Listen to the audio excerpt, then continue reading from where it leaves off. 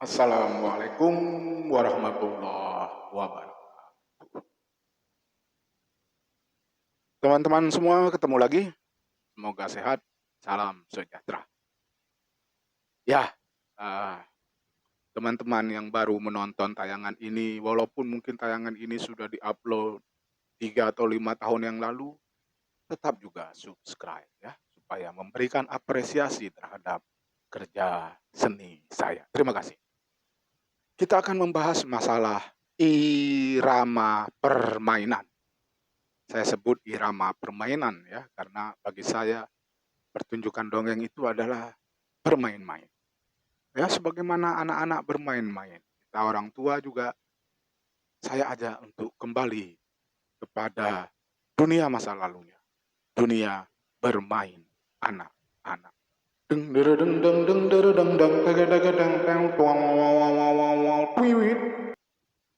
Ya, apa itu irama permainan? Bagaimana mengimplementasikannya dalam permainan? Dan apa dampaknya bagi penonton atau pendengar dongeng? Teman-teman semua, ini dia. Irama adalah gelombang permainan. Tinggi, nama juga gelombang, ada tinggi, ada rendah. Ada gelombang yang spektrumnya lebih lebar, puncak gelombang, ada yang kemudian lembah gelombang dengan spektrumnya yang lebih lebar, ada yang dengan spektrumnya yang lebih sempit. Bahasa lain daripada irama adalah dinamika. Ya, perubahan-perubahan yang terjadi yang secara teratur yang memberikan dampak emosi. Bukan emosional ya, bukan marah, tapi berdampak emosi kepada penikmat dongeng. Ya, itulah kira-kira pengertian dari irama. Pertanyaan pertama, bagaimana melatih irama? Nah, kita tahu dulu bahwa irama itu ada proporsinya. Jadi ada keteraturan irama. Kalau yang satu lebih tinggi, yang satu kurang tinggi, atau yang satu lebih dalam lembahnya sementara puncaknya tidak tinggi, itu namanya tidak keseimbangan. Keseimbangan adalah puncaknya tinggi, maka lembahnya juga sangat dalam.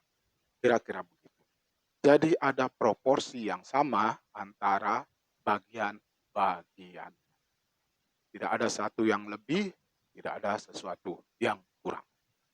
Misalnya, kalau kita mengambil pembukaan kita dengan proporsi yang lebih lama, terjadi ketidakseimbangan pada bagian berikutnya. Pembukaan di zaman dahulu kala, begini, begitu, begini, begitu. Kadang-kadang sebelum lagi pembukaan masih ada lagi, katakanlah ice breaking. Anak-anak apa kabar? Sehat? Anak-anak udah pada makan? Begini, begitu, begitu. Menghabiskan waktu 10 menit untuk ice breaking. Akhirnya begitu cerita, anak-anak sudah tidak tertarik lagi. Karena apa? Emosi mereka sudah diambil sebagian besar pada ice breaking. Opening maupun ice breaking singkat saja, namun tajam, informasinya utuh, sambil kita lihat penonton, mereka mencerna atau tidak. Kalau penonton kurang mencerna, kasih ulang sedikit lagi untuk opening. Opening bagian yang proporsi cukup singkat saja. Oke?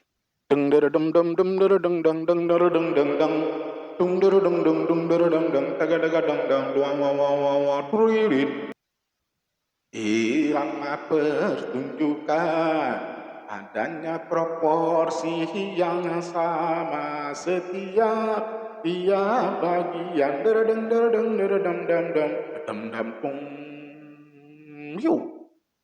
Nah, tadi sudah opening. kita memberikan proporsi yang sama. Misalnya, jangan juga kita terlalu banyak berinteraksi sama penonton. Menghabiskan waktu 5 menit. Begitu kita masuk pada cerita, kurang dari 5 menit. Proporsinya kurang. Kapan sebaiknya kita berinteraksi sama penonton? Kapan kita mulai bercerita? Harus kita bagi proporsinya. Supaya sama-sama dapat. Kalau kebanyakan juga kita bercerita tanpa ada interaksi sama penonton, iramanya jadi kurang menarik.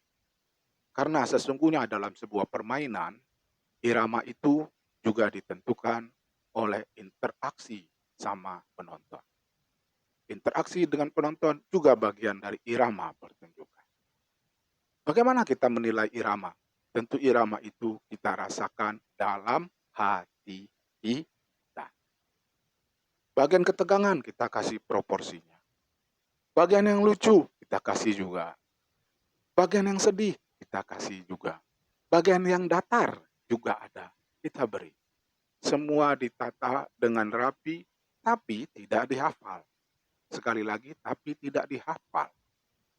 Itulah yang saya sebut dengan pada episode sebelumnya, kita berlatih untuk mencari berbagai macam bentuk, termasuk berbagai bentuk permainan irama.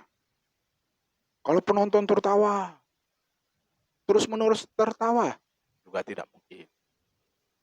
Penonton tertawa, beruah, beruah, kasih serius lagi. Penonton ketawa lagi, beruah, beruah, kasih serius lagi. Jadi ada gelombang pertunjukan.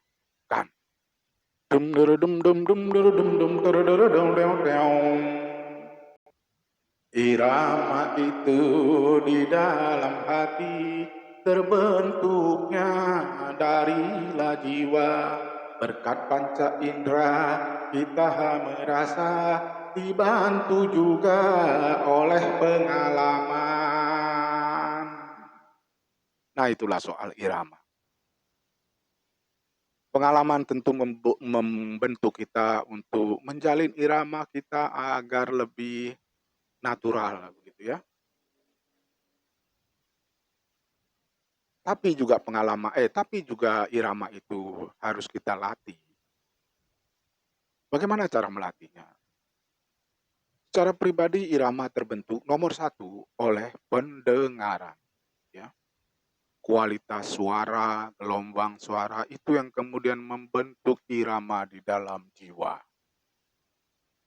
Menurut saya irama tidak terbentuk melalui penglihatan.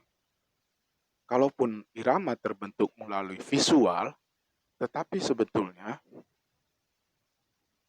kesadarannya adalah kesadaran suara atau kesadaran telinga. Nah, maka itu untuk melatih irama, kita harus banyak mendengarkan berbagai macam. Kalau misalnya musik, berbagai macam genre musik kita dengarkan. Jangan musik yang itu aja kita dengar. Kalau udah dangdut, dangdut aja. Kalau sudah jazz, jazz aja.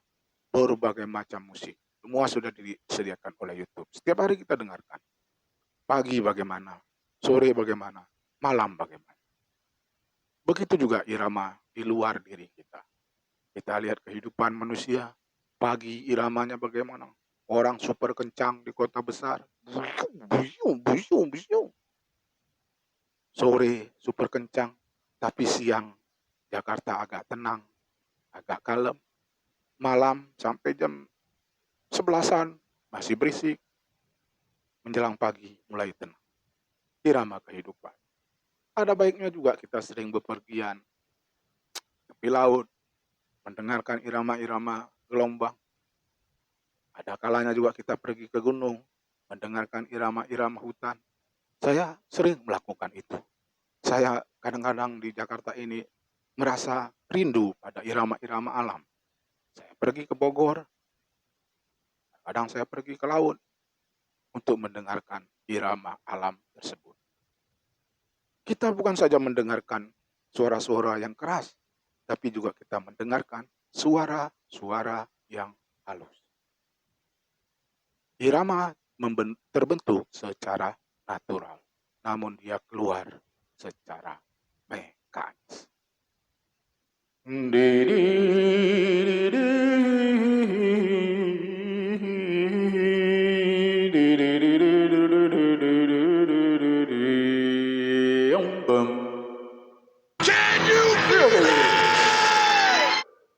Ya, kita kembali soal irama. Tentang proporsi kita bagi secara merata. Kapan kita berinteraksi, kapan kita bercerita. Sebagai pencerita, kapan kita menerangkan, kapan kita memainkan peran. Sekali lagi, kapan kita menceritakan, kapan kita memainkan peran. Kalau kalian memainkan peran, kalau tidak memainkan peran, juga tidak apa-apa, tapi gelombang ceritanya. Irama juga ditentukan oleh kualitas suara yang kita keluarkan. Kadang-kadang kita juga harus mengeluarkan suara yang lebih besar. Kadang-kadang irama yang cukup sedang saja. Kadang-kadang kita mengambil suara dengan vokal yang jauh, seolah-olah kita sedang menjangkau penonton yang jauh.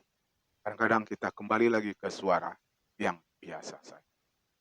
Kadang-kadang kita berbicara, tapi juga bisa dicampur dengan bernyanyi. Kadang-kadang kita juga perlu diam. Itulah dia irama.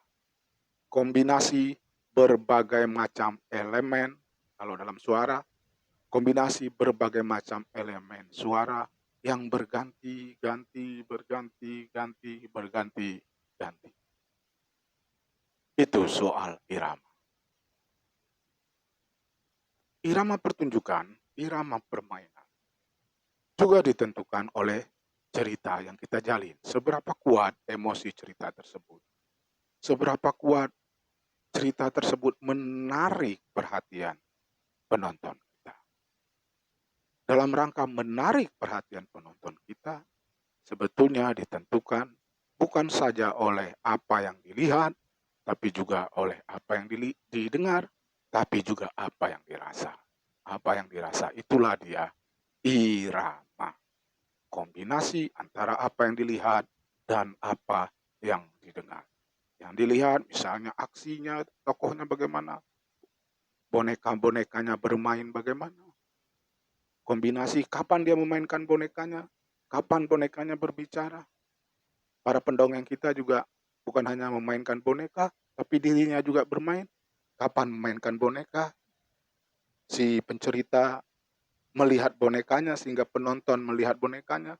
Kapan juga si pencerita melepaskan bonekanya, dia melihat penontonnya, penonton melihat dirinya, kemudian memalingkan lagi kepada boneka, penonton melihat boneka dan dia memainkan boneka. Itu dilakukan secara proporsional, dibagi dengan merata. Kalau kelamaan si pendongengnya hanya bercerita seperti ini, sementara dongengannya menggunakan boneka, penonton akan bosan. Penonton akan mengharapkan kapan dia mainkan bonekanya lagi. Bonekanya juga dimainkan dengan beragam cara, beragam bentuk. Kadang-kadang mungkin di atas, ditaruh, kadang-kadang di bawah, kadang-kadang di depannya, mungkin bisa jadi juga di belakangnya. Ada dinamika dari permainan benda-benda tersebut atau permainan boneka tersebut. Dinamika itulah perubahan-perubahan yang membentuk irama. Jadi sekali lagi, perubahan-perubahan bentuk, perubahan-perubahan suara, tinggi, rendah, jauh, dekat, perubahan-perubahan aksi, perubahan-perubahan karakter, perubahan-perubahan bermain antara si pencerita dan bonekanya diatur sedemikian rupa secara natural sehingga membentuk suatu irama yang terasa oleh penonton. Irama tidak terlihat, tapi terasa dan mengambil peran yang sangat penting dalam penonton, bahkan juga si pencerita menghayati makna sebuah cerita.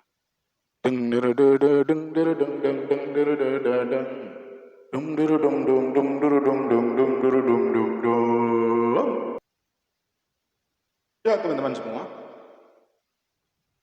Ya, saya kira soal irama begitu saja dulu. Sampai kita bertemu lagi. Saya doakan teman-teman semua sehat, dapat menyerap ide-ide yang saya sampaikan melalui channel saya ini. Teman-teman dapat mempraktekkannya, membagi juga sama teman-teman lain. Kita buat kehidupan di negeri kita ini menjadi kehidupan yang berbahagia. Terima kasih. Wabillahi taufiq wal hidayah.